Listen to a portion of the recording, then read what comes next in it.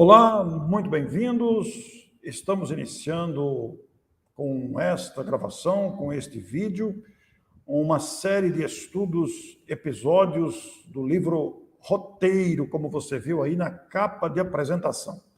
Eu e Marcos de Mário apresentaremos semanalmente, em episódios com média de 30 minutos, a sequência do livro Roteiro desde a apresentação. São 40 capítulos mais apresentação, serão, portanto, 41 episódios que estamos iniciando hoje. Sempre no mesmo dia, neste horário, você pode acompanhar. Também estará disponível no canal de YouTube do próprio Marcos, no meu canal pessoal e aqui da Agenda Espírita Brasil. É uma alegria muito grande. Nós queremos saudá-los e dizer da nossa alegria em estudar esta importante obra ditada pelo Espírito Emmanuel, A Mediunidade Psicográfica de Chico Xavier. Obra que foi lançada em 1952, ou pelo menos o seu prefácio é de 1952. Está completando os 70 anos. É uma homenagem a este precioso documento doutrinário. Marcos de Mário, bem-vindo. Muito obrigado, Orson. É um prazer aqui realizar esse estudo com você e de uma obra muito importante do Espírito Emmanuel. Ele que é um dos mais legítimos representantes do Evangelho na visão espírita e que nesta obra, Roteiro, ele, na verdade, desenvolveu todo um roteiro para fazer um encontro entre o Evangelho e o Espiritismo, e mostrando como nós, através do Espiritismo, não apenas podemos entender melhor o Evangelho, mas melhor praticá-lo com essa nossa visão da vida futura. E vamos tentar aqui, com os nossos telespectadores, conseguir fazer o melhor entendimento possível das lições preciosas do nosso Emmanuel. Realmente se trata de uma obra preciosíssima. Nós aqui temos a oportunidade, portanto, de comentar. E, como dissemos, nós vamos começar pela apresentação, que é primorosa também, está aqui à nossa disposição. Essa obra que traduz a sabedoria deste grande espírito que nós aprendemos a respeitar. E, como disse a vocês, esta apresentação está datada de 10 de junho de 1952, e tem o título expressivo de Definindo Rumos. Então, nós vamos iniciar desde o primeiro parágrafo e fazendo comentários, e destacamos aqui na nossa arte, no arquivo digital, as informações mais preciosas para que o telespectador possa acompanhar conosco este Definindo Rumos, apresentação do livro Roteiro. Marcos, devolvo para você. Muito bem. Nós destacamos aqui, então, desse prefácio à apresentação do nosso Emmanuel, esta frase, que é uma pergunta, na verdade, que ele realiza logo no princípio, para que possamos pensar. Então, ele diz aí para nós: se a transformação da inteligência não te reergue o coração com o aperfeiçoamento íntimo, se os princípios que abraças não te fazem melhor à frente dos nossos irmãos da humanidade, para que te serve o conhecimento? É uma pergunta realmente muito profunda, porque nós compreendemos com o Espiritismo que não basta conhecer a reencarnação, a imortalidade da alma, o livre-arbítrio, a vida depois da morte, e assim por diante, que compõem os princípios básicos do Espiritismo, como também não basta, não é, Orson, conhecer os versículos do Evangelho, fazer as citações lá em Mateus, em Marcos, em João, a vida de Paulo de Tarso, se esse conhecimento não nos transforma moralmente, ou seja, não nos leva a sensibilizar o coração, e como diz aí o Emmanuel, a realizarmos o aperfeiçoamento íntimo. Então, nós poderemos, com conhecimento, fazer palestras maravilhosas, escrever textos, não, que todo mundo vai admirar. Mas acontece que, enquanto do nosso retorno ao mundo espiritual após a morte, nós vamos ter que demonstrar que, de fato, aplicamos esse conhecimento em nossa transformação moral. Então, o Emmanuel está aqui nos advertindo. Se todo o conhecimento que você está acumulando não está servindo para você se transformar, para você se melhorar e automaticamente auxiliar os seus irmãos em humanidade, então, para que está lhe servindo esse conhecimento? Então, fica aí essa advertência muito profunda. E Emmanuel, ele tem muita sabedoria para trazer a advertência desse modo, né? Porque realmente, Marcos, o conhecimento espírita nos renova a mente. A gente começa a enxergar a vida de forma mais clara. As nossas convicções se firmam, como ele diz ali no começo dos primeiros parágrafos, antes de fazer a pergunta destacada na tela. E realmente a gente começa a perceber uma nova razão para viver. Mas, como bem adverte, de que vale tudo isso se nós não nos aplicarmos em nossa transformação moral? Porque realmente terá perdido o sentido este conhecimento novo que vamos recebendo.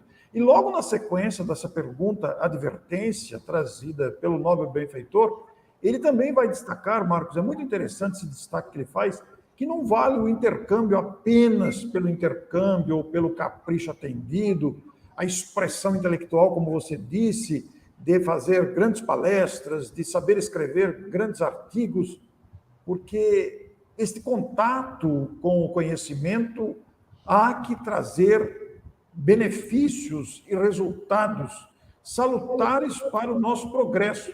Até porque, na sequência do texto, ele vai dizer: se uma força superior te não educa as emoções, se a cultura te não dirige para a elevação do caráter e do sentimento, que fazes do tesouro intelectual que a vida te confia?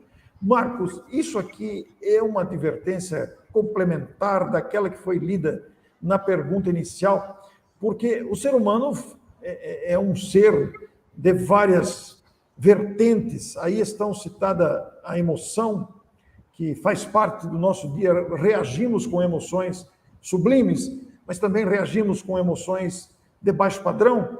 A cultura que nos está formando o patrimônio intelectual, o caráter, o sentimento, especialmente expressos nos relacionamentos.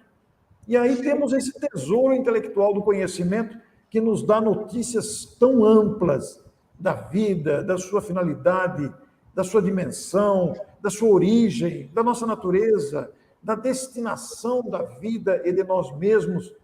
Então, a gente percebe, Marcos, que o autor espiritual, com toda a sua sabedoria, conhecida e respeitada por todos nós, pelo grande acervo de conhecimento já oferecido através da mediunidade santificada de Francisco Cândido Xavier, caracterizado pelo mediunato, como tão bem citou Allan Kardec, a expressão de mediunato que nós aprendemos a entender melhor.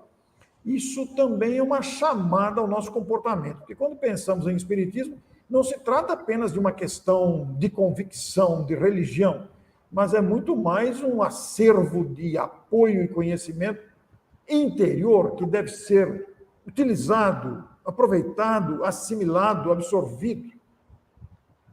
É verdade, Orson.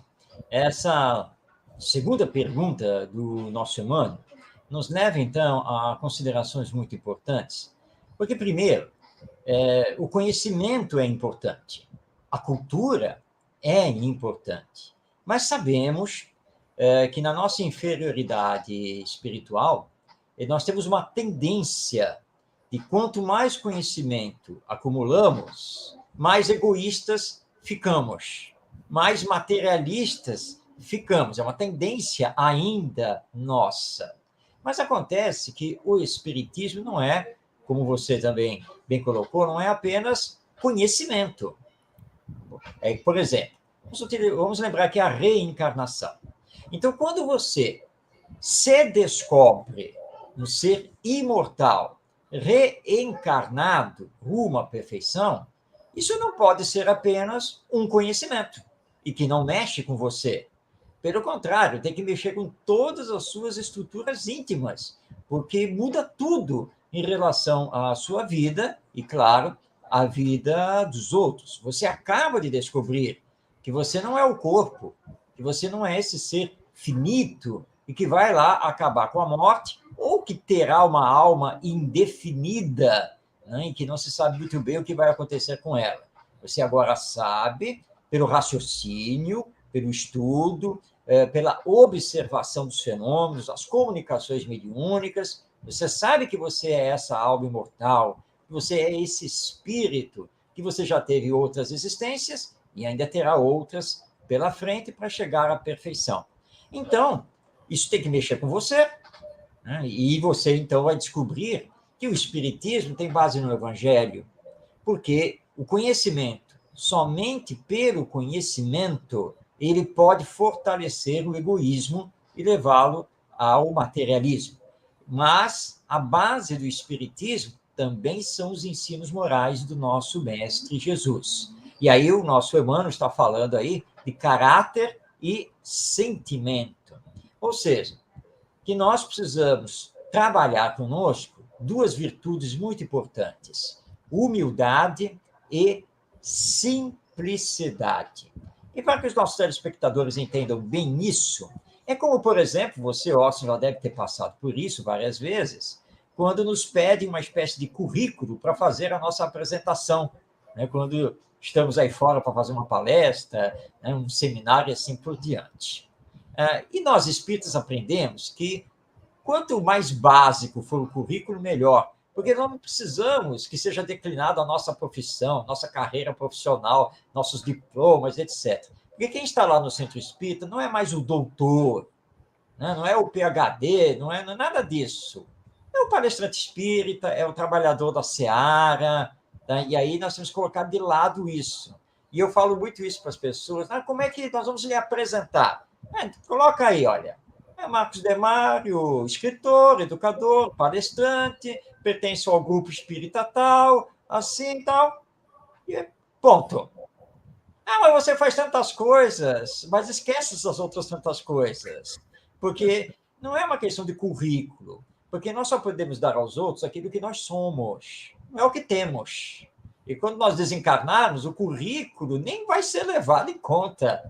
O que vai ser levado em conta são as nossas ações. Então, o Emmanuel está nos lembrando que o Espiritismo tem que ser essa força superior, conjugada com o Evangelho, para nos educar, para levarmos a nossa intelectualidade para a área sentimento. Porque eu posso estar aqui com você, Orson, dando uma aula, mas tem alguém do meu lado aqui sofrendo, precisando de ajuda, e eu não me mexo. E aí isso vai ser cobrado depois pela lei divina. Porque, tudo bem, a teoria você sabia, você deu aula. Claro que isso tem um peso a seu favor, porque ajudou muitas pessoas que assistiram os vídeos. Mas você mesmo, você não se mexeu. Quer dizer, as suas aulas não tocavam em você. Então, não adianta. Então, o Espiritismo conjugado com o Evangelho tem que ser essa força superior para fazer, então, com que eu use o meu conhecimento, mas a favor da minha transformação moral e a favor também de ajudar o próximo para que ele também cresça espiritualmente. Ô Marcos, essas considerações com exemplos tão marcantes citados por você, lembra realmente os prejuízos quando o ser é conduzido apenas pela inteligência, dando margens ao surgimento do egoísmo, da indiferença, da omissão. A história está repleta de exemplos de seres altamente intelectualizados, sob todos os aspectos que se queiram considerar, de formação. Não que o ser humano não deva procurar formação, é claro que sim. Nós devemos nos esmerar também intelectualmente e chega a ser um dever. Mas a gente conhece os prejuízos decorrentes da visão que ignora a realidade espiritual. A história está repleta de exemplos de seres insensíveis diante do sofrimento alheio, da dificuldade alheia, como você citou. Você pode estar fazendo uma palestra aqui, uma bela de uma aula sobre qualquer assunto, do seu conhecimento, do seu domínio, e ter alguém em sofrimento ao seu lado. Bom, Marcos, isso aí já vai trazer os prejuízos da inteligência sem o amor. As duas vertentes devem caminhar juntas. A gente sabe que a inteligência vai na frente, que o sentimento demora um pouquinho mais, ele é mais lento para ser assimilado e praticado, mas nós não podemos esquecê-lo, porque a educação das emoções, como está nessa pergunta aí, ela indica para todos nós este grande dever de sermos criaturas melhores no relacionamento.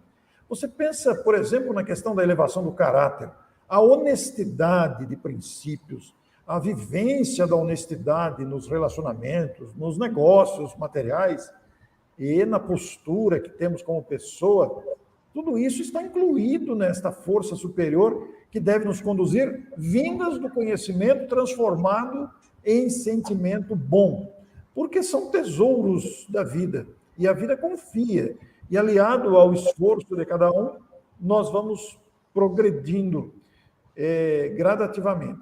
Bom, Marcos, nós temos aí, não é à toa que esta obra se chama Roteiro. Já na apresentação a gente percebe a grandeza da apreciação do autor, nos levando a essas reflexões. Nós demos a essa série o nome de Evangelho e Espiritismo, Caminhos de Amor e Felicidade. Vejam o porquê até do nome da série. Então, traz ao nosso sentimento, ao nosso coração, essa grande necessidade de colocar em prática aquilo que vamos aprendendo. Muito bem. Você estava falando, Ócio, e eu estava recordando um episódio que aconteceu comigo, porque as pessoas, quando ligam o Evangelho com o Espiritismo, né, e essa questão toda de sensibilizar o sentimento, né, e as pessoas pensam em coisas muito grandiosas.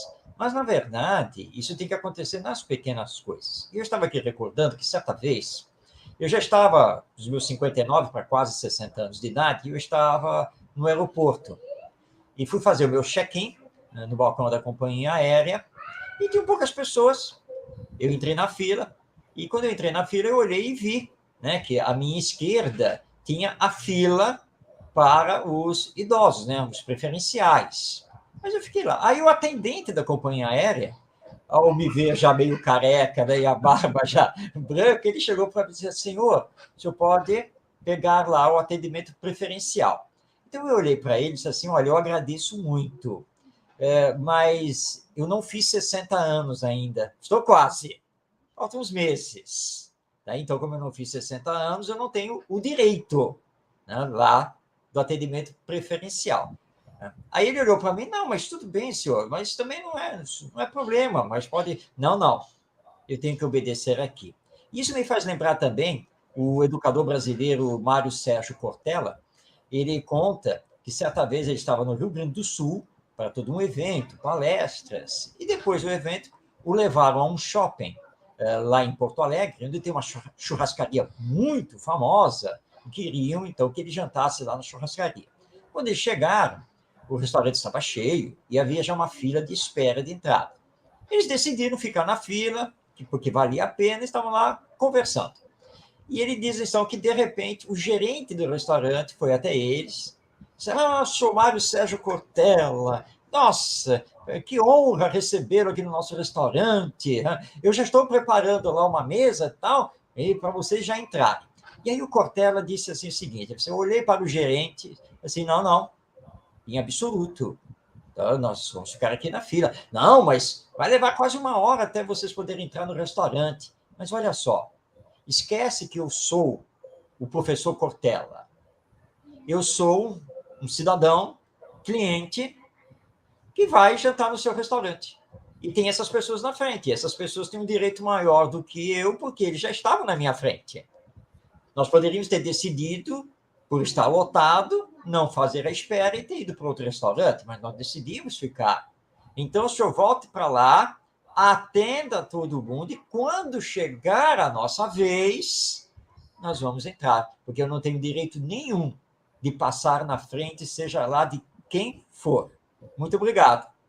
E foi, de fato, levou uma hora em pé na fila até chegar a vez da entrada. Então, são exemplos para mostrar que é no dia a dia que nós precisamos aplicar o Evangelho e o Espiritismo na nossa conduta.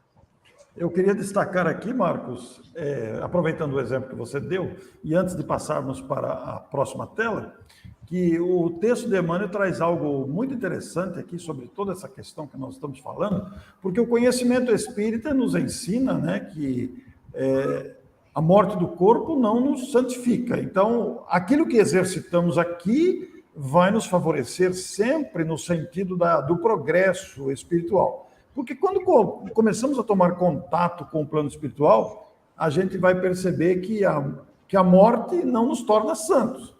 E além do túmulo, existem também os sábios, os ignorantes, os justos e os injustos, os corações no céu e as consciências no inferno do remorso. Ele usa aqui a expressão purgatorial, né?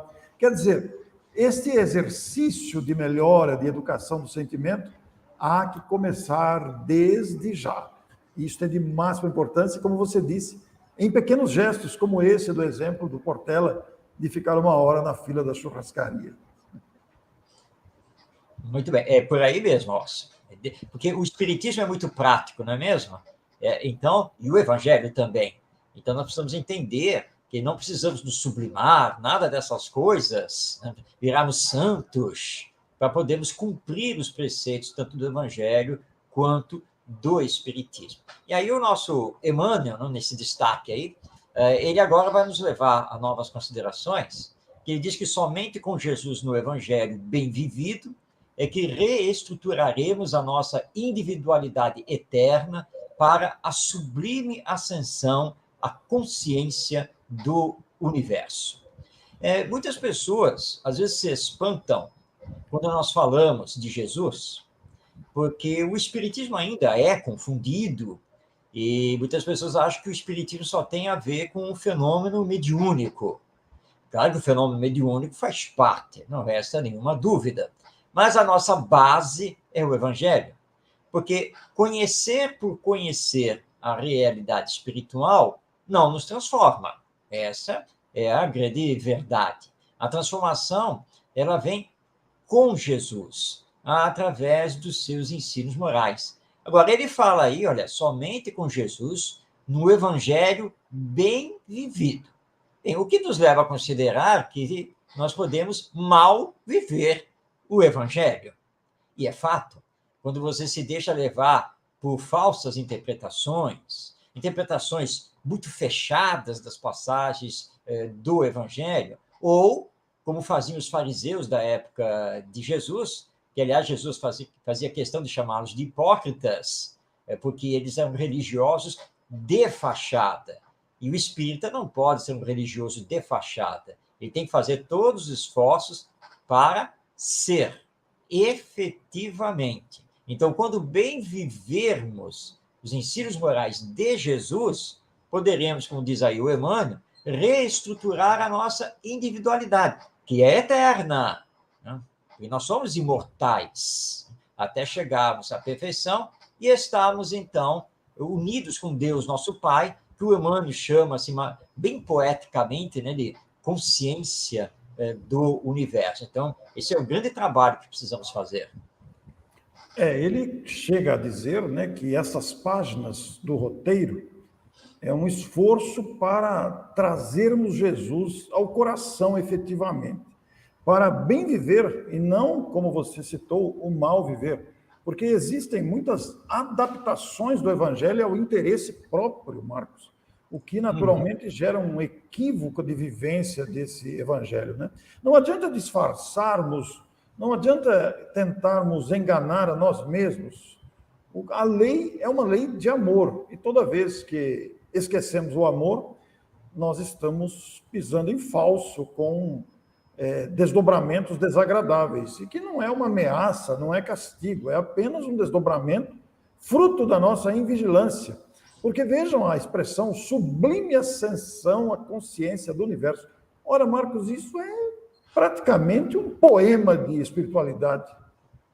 Com certeza, né? Aliás, Emmanuel é um poeta do Evangelho, né? Porque quando você lê Emmanuel, você consegue captar a essência das lições de Jesus. E também Emmanuel é um grande conhecedor do próprio Espiritismo, e ele, como é um mestre ao aliar o Evangelho com o Espiritismo e mostrar que todos nós estamos na caminhada, mas precisamos acionar o querer, a força de vontade, trabalhar conosco para que possamos superar os vícios, as paixões que ainda trazemos por causa do nosso atual estágio de evolução. Certa vez, uma companheira nos disse assim, eu quero, quando eu desencarnar, pelo menos estar bem para poder reencarnar novamente aqui na Terra. E eu disse a ela, não, seu desejo tem que ser muito maior do que esse. Você tem que desejar, quando desencarnar, estar tão bem que não precise mais reencarnar aqui na Terra para ascender espiritualmente. Claro que você não vai largar os seus irmãos em humanidade, porque é a lei de amor. Tá? Mas nós temos que pensar mais alto, que é para dar esse voo da alma. É o que o Emmanuel vai falar aqui agora, né? Você quer ler, Roça? Eu posso ler, depois você comenta. É o último parágrafo da mensagem, depois ele assina na data de junho de 52, como dissemos, e ele conclui a sua apresentação. Busquemos com o Cristo benfeitor a ação da mente purificada, do coração aberto, a verdadeira fraternidade. Marcos, como nós precisamos disso aqui, coração aberto, rapaz.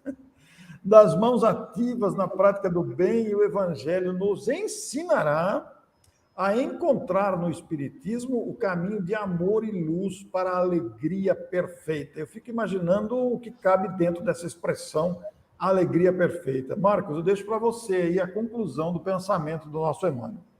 Nós sabemos que a felicidade ainda não é deste mundo, nós sabemos disso, não a felicidade plena, mas nós podemos nos manter alegres e felizes estando no caminho do amor. Você destacou aí o quanto nós precisamos ter o coração aberto, o quanto que nós precisamos da fraternidade. É um companheiro do movimento espírita aqui do Rio de Janeiro, em que ele diz, né, que o que falta, a grande maioria, é Jesus no coração. E realmente é o que o Emmanuel está nos colocando, porque aí você purifica a mente. Ou, como também o próprio Emmanuel coloca isso, nós então vamos poder direcionar a inteligência para o bem. E lembrando que é o bem comum, é o bem coletivo, é o bem que faz bem para todos. Por isso que ele coloca aí, né? Termos mãos ativas na prática do bem. Então, mais uma vez o chamado, olha, vocês têm aqui um roteiro, certo? Mas se vocês ficarem só na teoria, não vai adiantar muita coisa. Porque no retorno ao mundo espiritual, a pergunta que vai ser feita é justamente essa. O que você fez do roteiro? Qual foi a prática sua do roteiro? E se nós tivermos mãos desativas, não teremos praticamente o que apresentar, a não ser o conhecimento. Mas o conhecimento sem as obras, ele não salva ninguém. E aí sim nós vamos entender que o Evangelho é que nos ensina, como diz aí o Emmanuel, a encontrar no Espiritismo, porque o Espiritismo é o cristianismo redivivo, então vai fazer com que finalmente encontremos o caminho do amor, porque o caminho do amor é que nos ilumina, o caminho do amor é que pode regenerar a humanidade. E aí nós vamos ver que no futuro nós teremos essa alegria perfeita, ou a felicidade tão sonhada. Então o caminho é esse, colocar em prática o Evangelho e com a visão do Espiritismo da vida imortal, para que possamos ir nos construindo e construindo a humanidade para chegarmos à felicidade.